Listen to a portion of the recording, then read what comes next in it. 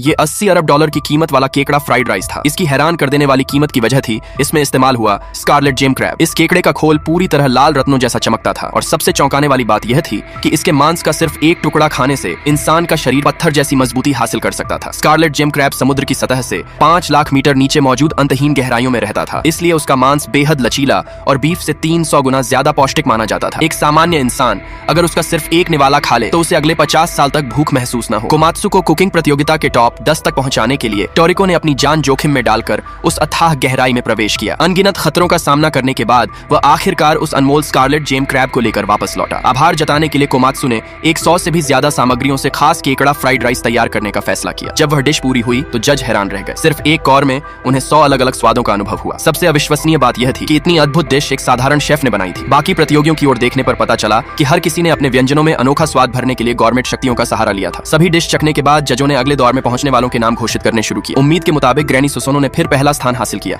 और उसके बाद 8 मशहूर मास्टर शेफ चुने गए। कोमात्सु आखिर तक इंतजार करता रहा लेकिन उसका नाम नहीं पुकारा गया। निराश होकर वह लौटने ही वाला था कि अचानक होस्ट ने जोर से उसका नाम पुकार दिया। तीसरे राउंड की घोषणा सुनते ही कोमात्सु खुशी से भर उठा। तभी जमीन पर एक विशाल तराजू उभर आया। यह प्रतियोगिता का तीसरा चरण था, डेथ स्केल। इसके नियम बेहद सरल थे।